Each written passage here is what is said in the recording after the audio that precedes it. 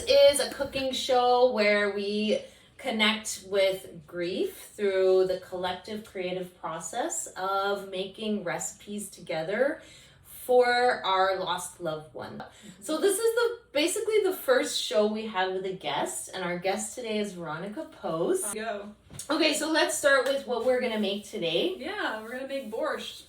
Borscht with no T at the end. Ukrainian spelling is without a T.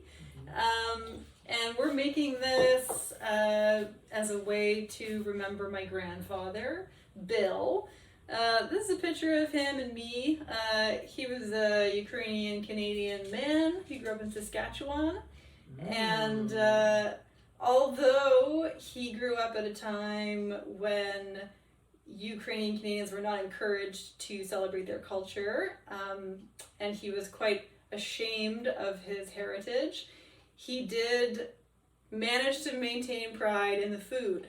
So he would always say that nobody can feed people like Ukrainians can feed people.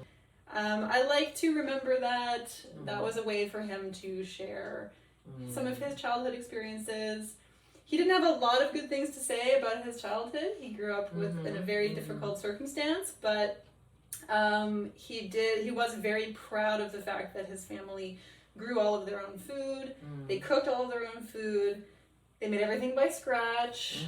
And during the hobo days when people would hop trains out west to work, he was always very, very proud that they could feed the people that came to work with them, and that they always said that they really loved all of the food that they would get there. So we're gonna make borscht. You can make borscht in any number of ways. There's like a huge variety of ways, and every family has their own style, and it's really seasonal. So beets are important, and most people make it with red beets because the color is like the thing that people love, is like that really, really red color. So we have which we're gonna use. Big grandpa thing, which is not to waste anything. So we will use all of the greens as well. Gets thrown away. Exactly, it's good.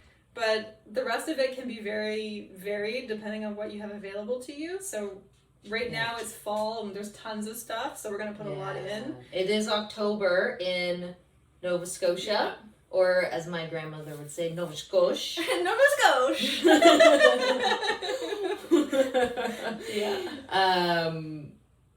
And so these are the things that are in season here now, still, because we tend to have a longer fall period. So well, we've got a lot of good stuff here that's going to go in. So we've got carrots, we've got celery, we've got onion, we've got red peppers, cabbage, potatoes, garlic, fresh parsley, fresh dill, green beans, and pickles are sort of a secret ingredient. Classic pickles. Pickles make it sour, which is a kind of a really popular flavor in lots of Eastern European cooking, but it's nice. Would be good. Yeah. Okay. I also, this is something I pre-prepared because it takes a long time, but I'll explain how I did it.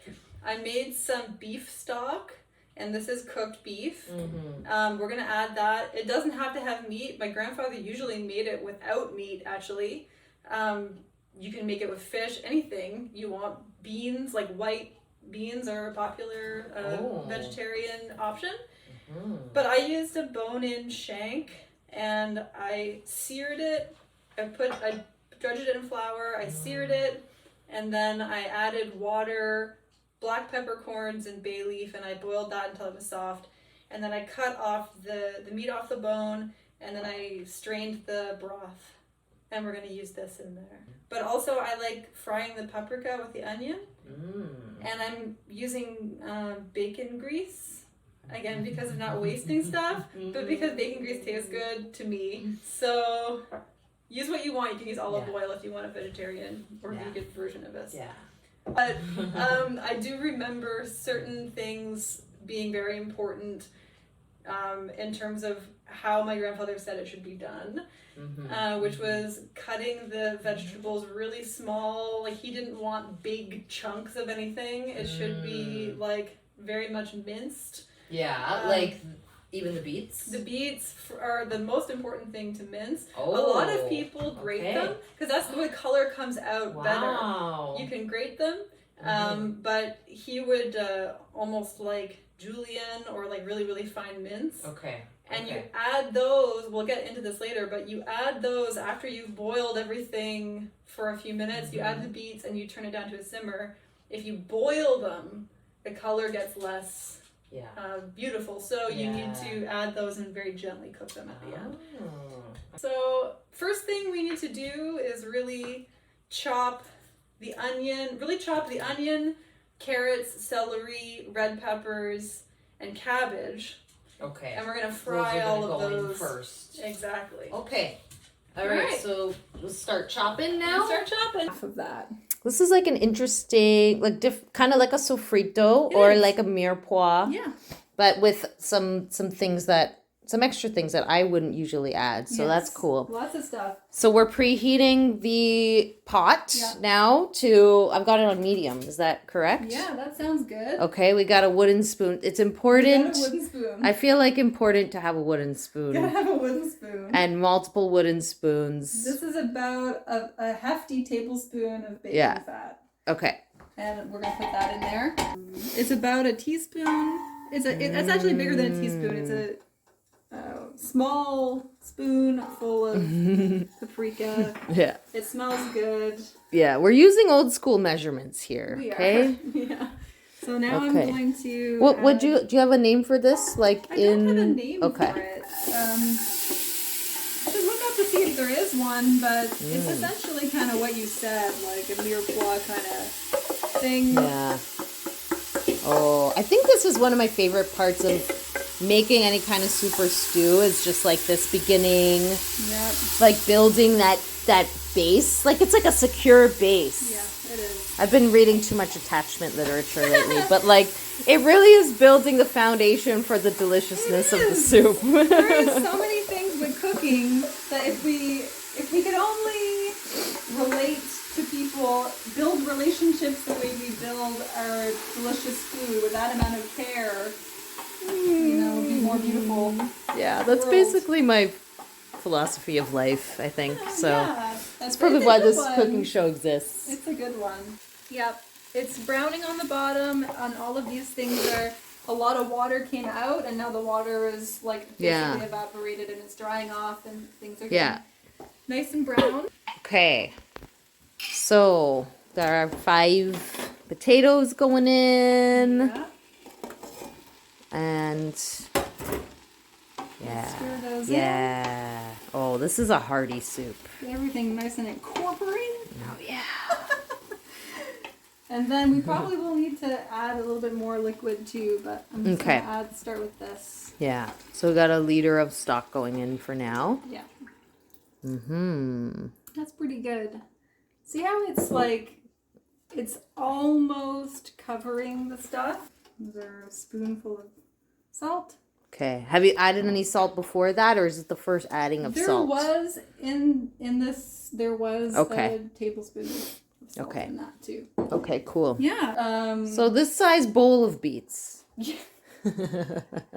There you go. Color's gonna get so nice. So you were saying to keep the color of the beets, you don't want to boil it too much. Yeah, exactly. You want to simmer it. You want to simmer it. Okay.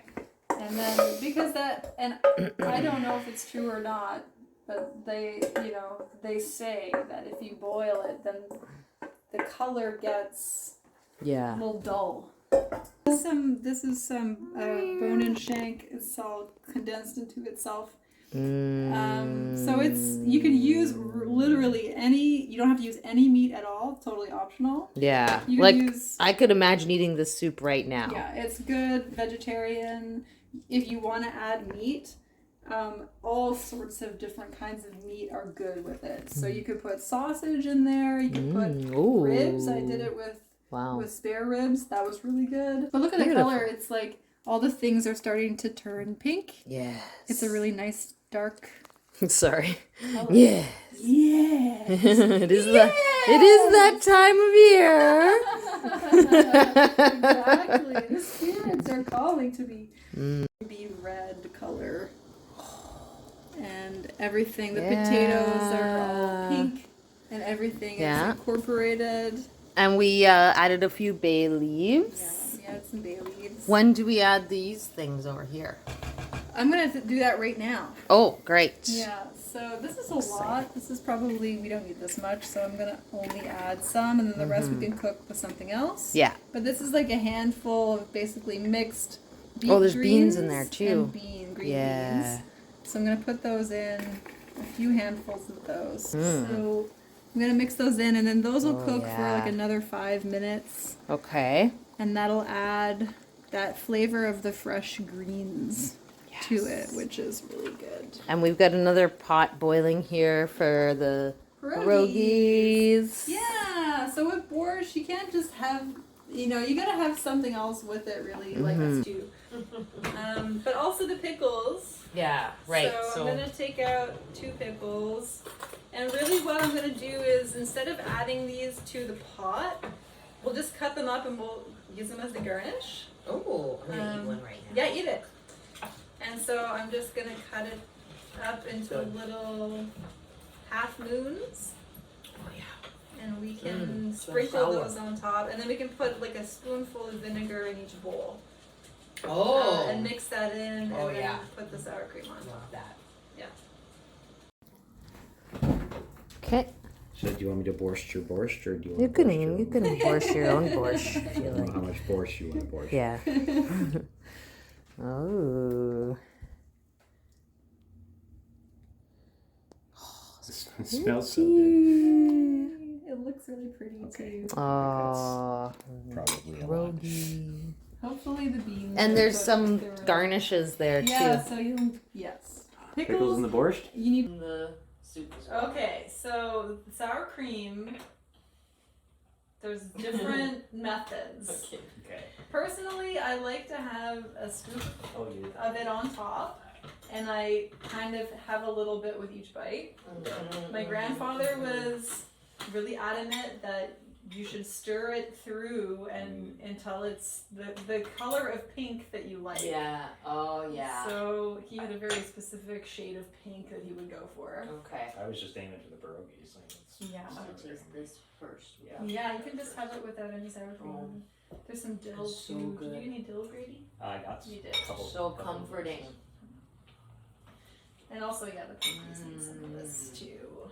Oh, it's amazing. Oh, that's fantastic. Yay! There's some salt and pepper if you wanted to add any extra seasoning. Thank you. Thank you. Having me over. Yeah. Making